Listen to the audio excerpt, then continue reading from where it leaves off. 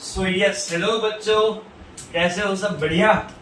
तो right sir, kinematics कब से चल रहा है? इलेक्ट्रिसिटी छोड़ दिया? नहीं यार। सो इलेक्ट्रिसिटी हमारा जो फर्स्ट दो सेशन, और बेटा अगर तू चैनल पूरी एक्सप्लोर करेगा तो इलेक्ट्रिसिटी के मैंने बहुत सारे वीडियोस यार अपलोड करे हैं ऑलरेडी, राइट? तो इसीलिए हमने इस बार इसको थोड़ा सा टाइम गैप दे दिया। मैंने सोचा कि यार ये तो बाद में भी कर सकते हैं, राइट? सो कैसा चल रहा है? सब बढ़िया? सो बेटा स्टार्ट करते हैं इलेक्ट्रिसिटी आज। और आज अपना डिस्कशन जो है वो ओम्स लॉ से होने वाला है, राइट? अपन ने इससे पहले पार्ट 1 पार्ट 2 रखे हैं इसी सीरीज में, तो आई वांट कि अगर तूने वो नहीं देखे हैं तो पहले वहां पे जा, थोड़े बेसिक्स क्लियर कर ले। ओम्स लॉ से बेटा आज अपन बात करने वाले हैं, तो ध्यान देता जा। चल राइट, पिछली बार हमने ऐसी कुछ बात की थी कि भाई पोटेंशियल V, पोटेंशियल नाम की कुछ टर्म होती है और उसका बेटा ऐसा यूनिट जो है वो है वोल्ट। अब देख उसको डिफाइन कैसे करते हैं, तो उसका फॉर्मूला क्या है? तो वो फॉर्मूला जो है वो है V is equals to W by Q. V is equals to W by Q.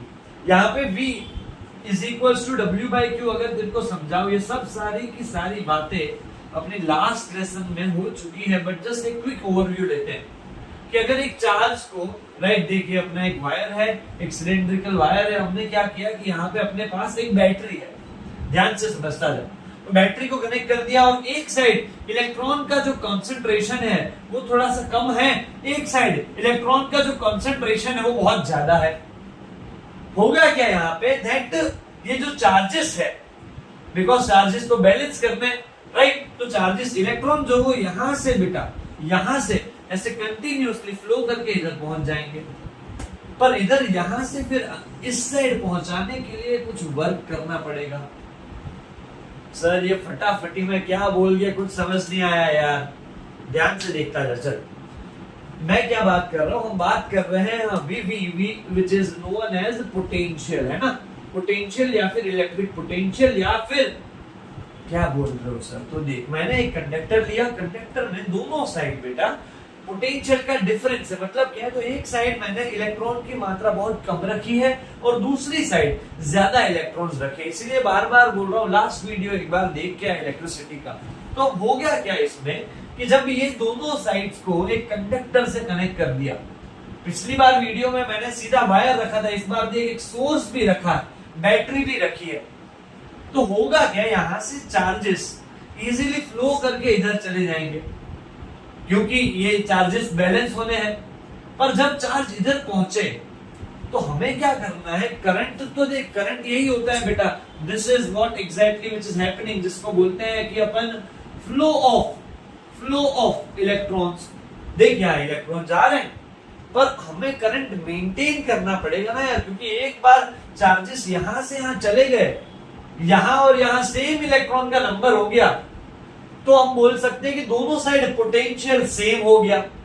और दोनों साइड अगर पोटेंशियल सेम हो जाता है तो दोनों का डिफरेंस, मान ले ये है A, ये है B, तो अगर दोनों साइड पोटेंशियल सेम हो जाता है बेटा, तो दोनों का पोटेंशियल डिफरेंस हो जाता है 0, और करंट जो है वो भी 0 हो जाता है। क्यों सर? बिकॉज चार्जेस बैलेंस हो गए। तो ये बैटरी, ये जो सोर्स लगाया ना बेटा, इसका काम ही यही है। देख, ये जो बैटरी है इसका काम यह है कि it maintains the potential, it maintains the potential difference across the circuit. एक सर्किट जो है पूरा अपना, उस इलेक्ट्रिक सर्किट में दोनों टर्मिनल के एंड में पोटेंशियल का डिफरेंस रहे और ये कंटिन्यूअसली होता रहे। तो समझ आ रहा है? जैसे ही चार्जेस यहाँ पहुंचेंगे, ये बैटरी जो है वो थोड़े और चार्जेस अपने तरफ खींचेगी और यहाँ पे इसको थोड़ा सा वर्क करना पड़ेगा। और इसी से अपन समझ सकते हैं इलेक्ट्रिक पोटेंशियल। देख क्या होता है, V is equals to W by Q. Right, क्या है कि मतलब ये है कि कितना वर्क ये बैटरी ने किया ये इलेक्ट्रॉन को वापस यहां से यहां भेजने में। तो बात समझ रहा है? एक बार तो वो चले जाएंगे अपने आप, पर ये क्या करेगा? उसको कंटिन्यूअसली पुल करता रहेगा। और इसीलिए तू बैटरी में भी देखिए प्लस माइनस ऐसा होता है। तो ये नेगेटिव जो है वो क्या करता है बेटा, तो यहां से वो जो एग्जैक्टली है नेगेटिव इसीलिए बोलते हैं क्योंकि यहां से वो इलेक्ट्रॉन को पुल करता रहता है और इलेक्ट्रॉन यहां से निकलते रहते हैं। ऐसा कुछ है बेटा सिस्टम। समझ बात को ध्यान से समझ। क्या ये समझ आया? राइट। तो बेसिकली ये जो पूरा हम अभी देख रहे हैं ये सारा का सारा साइंटिस्ट जो फिजिसिस्ट थे ओम, उन्होंने नोटिस किया और उन्होंने ये भी नोटिस किया कि भाई V is proportional to I। ध्यान से देख, उसने देखा कि भाई जितना ज्यादा दो टर्मिनल के बीच में पोटेंशियल का डिफरेंस होगा, ओम राइट, उसने क्या देखा, उसने देखा कि जितना ज्यादा ये दो पॉइंट्स A और B एक सर्किट में जितना ज्यादा ये बैटरी के दो टर्मिनल के बीच में पोटेंशियल का डिफरेंस होगा, करंट उतना ही ज्यादा होगा। और उसने प्रैक्टिकली ये रिलेशन एस्टैब्लिश किया। ऐसे कुछ उसने एक ग्राफ बनाया बेटा, ध्यान से देख, और ये बोर्ड एग्जाम में हर बार पूछा जाता है, फेवरेट है एग्जामिनर्स का। ये जो ग्राफ बनाया ये है VI ग्राफ। ध्यान से देखता जा, क्या होता है इसमें, तो VI ग्राफ बनाया मतलब कि उसने वोल्टेज चेंज करता रहा और करंट की वैल्यू नोट करता रहा। मेरी बात ध्यान से सुनना, बोर्ड एग्जाम में पूछा जाता है, मैं क्या बोल रहा हूं, तो उसने this the quantity on y axis voltage को चेंज करता रहा, मतलब पोटेंशियल का डिफरेंस बढ़ाता रहा, जैसे कि 1 वोल्ट 2 वोल्ट 3 वोल्ट 4 वोल्ट, और साथ साथ में वो करंट का जो चेंज है, करंट कितना बढ़ रहा है वो नोट करता गया। So he saw this linear relation, ये यूनिफॉर्म रिलेशन उसको मिली और उसको पता चला कि भाई V is directly proportional to I। तुझे बात समझ आ रही है? राइट। ये पूरी कहानी बेटा बताई क्यों, क्योंकि अपने को समझना ये है कि V is proportional to I, right, V is proportional to I। और यहाँ पे जब ये तुझे पता है प्रोपोर्शनलिटी की साइन हटाते हैं तो कांस्टेंट रखना पड़ता है, तो V इज इक्वल्स टू आता है बेटा IR। ध्यान से देखता जा, समझ आ रही है बात? V is equals to IR, और इसी फॉर्मूला को बेटा बोला जाता है ओम्स लॉ। ध्यान से समझिए, क्लियर है? What exactly is Ohm's law? तो भाई as the potential difference across the terminal of battery, जैसे जैसे पोटेंशियल का डिफरेंस बढ़ता जाएगा ऐसे ऐसे करंट इन द सर्किट भी बढ़ता जाएगा, such that V is proportional to I and V is equals to IR। ये रिलेशन होता है भैया। कोई डाउट है? Anything if it's not clear तो बता यार। तो बात समझ आ रही है? राइट। तो ये रिलेशन में ये R क्या है उसकी बात करते हैं अपन। R क्या है उसकी बात करते हैं। पहले मिटा देता हूं मैं थोड़ा सा R के ऊपर। तो बेटा अभी जो पूरी कहानी जो है ना यार, ये पूरी इलेक्ट्रिसिटी, ये तीन भाइयों की कहानी है। बात सुन ध्यान से, पूरा जो चैप्टर है तेरा वो तीन भाई की कहानी है। एक है V, दूसरा है I और तीसरा है R। ये तीन भाइयों की कहानी है। ऐसे तो Q भी आ जाता है पर वीर की कहानी है। ये मेरा दोस्त है, उसका नाम है वीर, ये उसकी स्टोरी है बेटा। एक्चुअली में तो बात को समझ, V, I और R। V जो होता है पोटेंशियल या पोटेंशियल का डिफरेंस, I जो होता है अपना इलेक्ट्रिक करंट, और R जो अभी हमने जस्ट इंट्रोड्यूस किया। राइट। सो ध्यान से देखता, जब ओम्स लॉ हट गया है अब आ रहा है रेजिस्टेंस। ध्यान से देखिए यार, ठीक है। तो रेजिस्टेंस क्या होता है, कैसे इसको पढ़ेंगे। तो अब नाउ जब ये टॉपिक में थोड़ा सा आगे बढ़े, मैं पहले इसको थोड़ा डिफाइन कर देता हूं कि भाई the property of a material to resist the flow of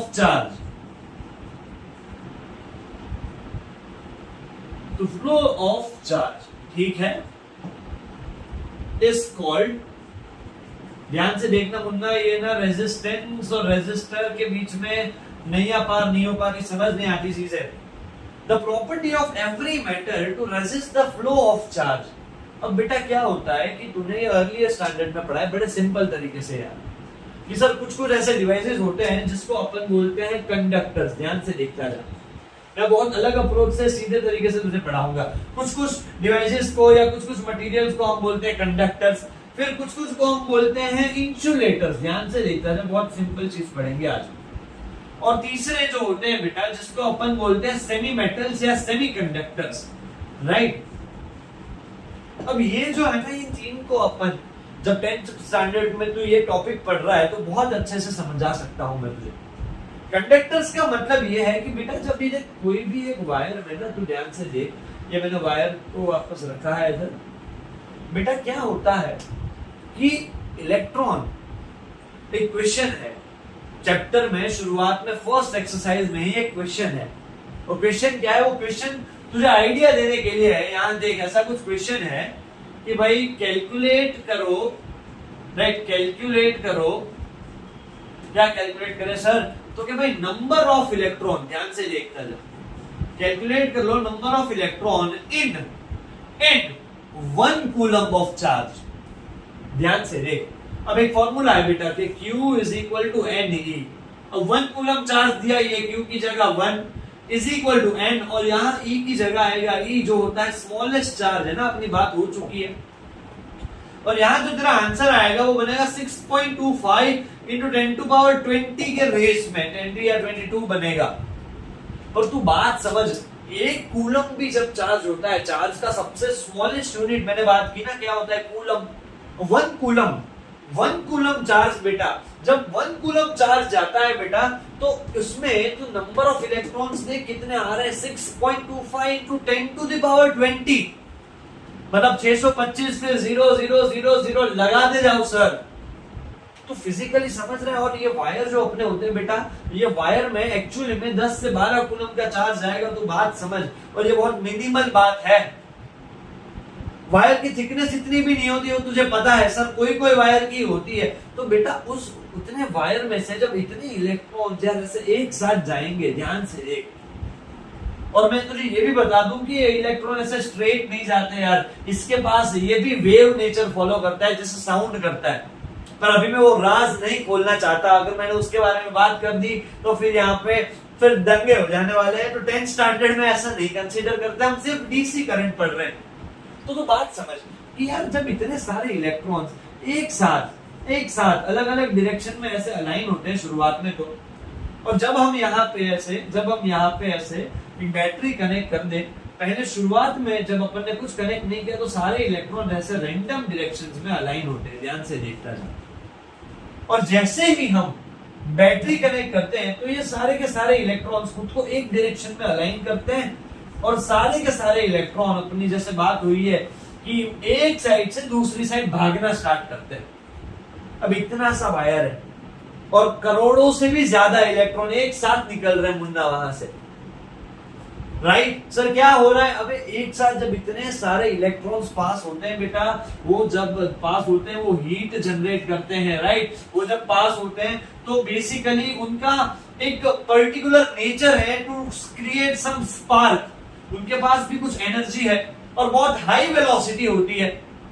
तो बात समझ क्या हो रहा है यहाँ पे कि जब ये इलेक्ट्रॉन्स पास होते हैं तो उसकी वजह से इतने सारे चार्जेस जब जाएंगे तो ये कंडक्टर, इसीलिए बोलते हैं मेटल्स वगैरह, क्योंकि उनको अलाउ करता है चार्जेस को पास होने के लिए।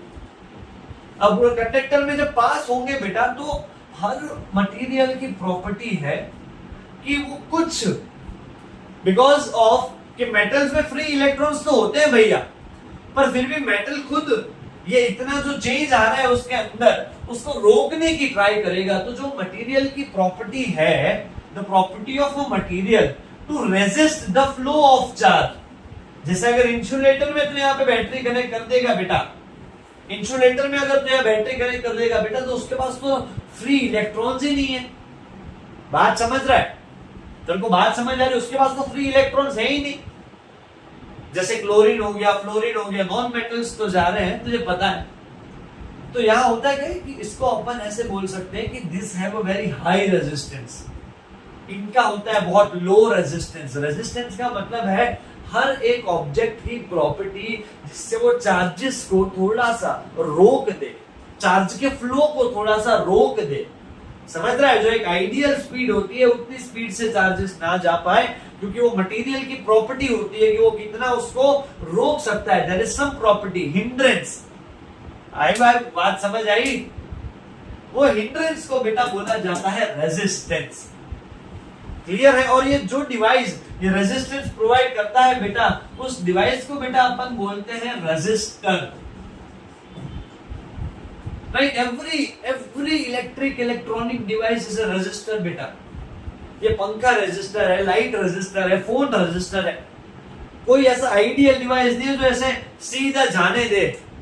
समझ आ रही है? हर मटेरियल की कुछ प्रॉपर्टी है कि थोड़ा सा ही सही वो चार्जेस के फ्लो को रोकेगा, और जब वो रोकता है तो वो जो पर्टिकुलर क्वालिटी होती है मटेरियल की उसको बेटा बोलते हैं रेजिस्टेंस, और उस डिवाइस को बेटा बोला जाता है रेजिस्टर। तो रेजिस्टेंस एक प्रॉपर्टी है और रेजिस्टर एक डिवाइस है। क्लियर है? क्लियर है? राइट? आगे थोड़ा सा और अगर देखें, ये सेमीकंडक्टर की भी बात नहीं कर रहा, दोनों की रेजिस्टेंस जो होता है बेटा इन दोनों के बीच में फॉल करती है। अब आगे देखते हैं थोड़ा कि जिसको बोलते हैं अपन फैक्टर्स अफेक्टिंग, आगे थोड़ा बढ़ते हैं, फैक्टर्स अफेक्टिंग रेजिस्टेंस। राइट? कि भाई क्या क्या चीजें हैं जिसपे डिपेंड करता है। First of all, R is proportional to L, equation number 1। R is proportional to L, resistance length of the conductor से प्रोपोर्शनल है। अब तू बात समझ, जितनी ज्यादा कंडक्टर की लेंथ उतना ही ज्यादा वो इलेक्ट्रॉन को उस मैटर में से पास करना पड़ेगा, और उतना ही ज्यादा उसको पर यूनिट एरिया जाने में प्रॉब्लम होगा। तू बात समझ यार। राइट? जैसे इस मार्कर को तू ऐसे समझ कि ऐसी रिंग का बना हुआ है, इनफाइनाइट नंबर ऑफ रिंग्स जुड़ी हुई है। हर एक रिंग में से जब इलेक्ट्रॉन पास होगा तो ये रिंग कुछ उसको रोकने की ट्राई करेगी, कुछ रेजिस्टेंस प्रोवाइड करेगी। अब जितनी ज्यादा रिंग्स उतना ज्यादा रेजिस्टेंस भाई। क्लियर हो रहा है? राइट? तो मतलब ये है कि भाई जितनी ज्यादा लेंथ उतना ज्यादा resistance. R is proportional to L। दूसरा होता है बेटा R is proportional to 1/A। ध्यान से देखता जा। This A is known as area of cross section बेटा। एरिया ऑफ क्रॉस सेक्शन नो मतलब था थिकनेस। एक आखा वायर नो एरिया नहीं, पूरे वायर का एरिया नहीं बेटा, सिर्फ वायर की कितनी थिकनेस है उसको बोलते हैं एरिया ऑफ क्रॉस सेक्शन। और एक इनवर्स रिलेशन है, मतलब वायर जितना थिक होगा, राइट, वायर जितना थिक होगा उतना करंट इजीली जा पाएगा। तो जितना थिक मतलब एरिया ऑफ क्रॉस सेक्शन ज्यादा तो रेजिस्टेंस कम, तभी तो करंट इजीली गया। मेरी बात को वापस -10 पे लेके जा। क्लियर है? समझ आ रहा है? और ये एरिया ऑफ क्रॉस सेक्शन बेटे याद रखना, पिछले साल का बोर्ड का सवाल है, उसका शेप हमेशा सर्कल होता है। समझ आ रही है बात? और फॉर्मूला आएगा πr², सिलेंडर विलेंडर मत समझ लियो भाई इसको। क्लियर है? आगे बढ़े। राइट? द थर्ड वन भाई कि भाई R is proportional to L, proportional to है और is proportional to temperature। Temperature पे भी डिपेंड करता है, और जैसे जैसे टेम्परेचर बढ़ता है रेजिस्टेंस भी बढ़ जाता है, क्योंकि जैसे जैसे टेम्परेचर बढ़ेगा बेटा हीट प्रोड्यूस होगी, और इलेक्ट्रॉन्स जो जा रहे हैं वो अपनी बहुत सारी एनर्जी हीट में लूज कर देंगे। अब इलेक्ट्रॉन की एनर्जी लूज हो गई, करंट कम हो गया, करंट कम हो गया तो भाई सब बोल सकते हैं रेजिस्टेंस ज्यादा हुआ। समझ आ रही है तुझे बात? राइट? तो भाई ये 3 इक्वेशन अपने बन गए हैं। पर अगर बेटा जो भी तेरा पूरा सिलेबस है उसमें मोस्टली सारी चीजें एट कांस्टेंट टेम्परेचर है, ध्यान से देख, एट कांस्टेंट टेम्परेचर है। तो भाई एक कांस्टेंट टेम्परेचर पे अगर बात करें तो R जो है वो प्रोपोर्शनल है L/A से। Right? R proportional to L, R proportional to 1/A, मैंने दोनों को जोड़ दिया। क्लियर है? राइट? और जब बेटा प्रोपोर्शनलिटी हटाते हैं तो इक्वेशन में कुछ कांस्टेंट आएगा, R is equals to rho L/A। ये अपना बना इक्वेशन ऑफ रेजिस्टेंस बेटा जी, कि भाई रेजिस्टेंस का जो फॉर्मूला होता है ओम्स लॉ के अलावा, ओम्स लॉ तो आपने देखा भी इज इक्वल्स टू IR, पर ओम्स लॉ के अलावा रेजिस्टेंस का जो फॉर्मूला है वो है R इज इक्वल्स टू, अब ये P नहीं है मुन्ना, इसको बढ़ते हैं rho, right, R is equals to rho L by A. Clear है? राइट। और ये रॉ, ये जो है RH रॉ, इसको बेटा बोलते हैं रेजिस्टिविटी। ध्यान से देख, या फिर इसको बोल सकते हैं हम लोग स्पेसिफिक रेजिस्टेंस। स्पेसिफिक रेजिस्टेंस,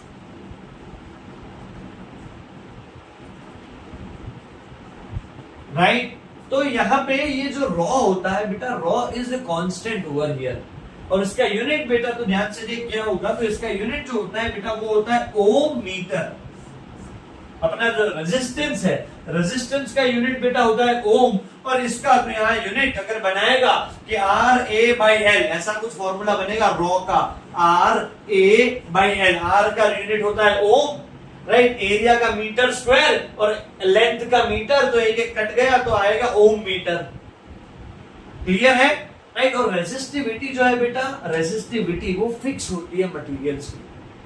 हम जितने भी मटेरियल्स इलेक्ट्रिक इलेक्ट्रॉनिक जो बाई करते हैं, राइट, ये सारे डिवाइसेस आ गए, उन सबकी रेजिस्टिविटी फिक्स होती है, क्योंकि रेजिस्टेंस तो तू देख कितनी चीजों पे डिपेंड कर रहा है। जितना वायर लंबा उतनी ज्यादा रेजिस्टेंस, जितना उसका थिकनेस उसमें भी चेंज होगा।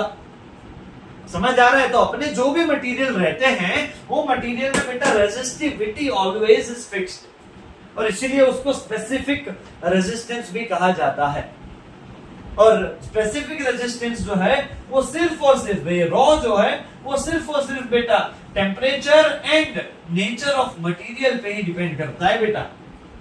ध्यान से याद रखना, ये हर बार बोर्ड में पूछा गया है कि रेजिस्टेंस इन सब पे डिपेंड करता है, लेंथ पे, एरिया पे, टेम्परेचर पे, पर जो स्पेसिफिक रेजिस्टेंस है, जो अपना रेजिस्टिविटी है, वो सिर्फ और सिर्फ बेटा डिपेंड करेगा टेम्परेचर और nature of material. Nature of material क्या, वो कंडक्टर है तो रेजिस्टिविटी कम होगी, इंसुलेटर में ज्यादा होगी। समझ आ रहा है तुझे? क्लियर है भाई? राइट। ये खेल है रेजिस्टेंस और रेजिस्टिविटी का। कोई डाउट हो तो पूछ ले यार। एक वन शॉट में समझे तो अपन ने क्या बात की, हमने देखा sir V is equals to I R, Ohm's law, है ना, और दूसरा हमने देखा R is equals to rho L by A. Clear है? राइट। और ये हमने सारे उसके फैक्टर्स देख लिए बेटा, इतना पढ़ ले। नेक्स्ट जो क्वेश्चन होने वाला है, नेक्स्ट जो वीडियो बनने वाला है वो होगा सीरीज और पैरेलल पे। बड़े बड़े सर्किट अपन न्यू सॉल्व करने वाले हैं, राइट। इतना कंसेप्ट अच्छे से पढ़ ले। कुछ डाउट आ रहा है तो प्लीज डू आस्क। अपना ध्यान रख, and I am always here for you. मिलते हैं बहुत जल्द।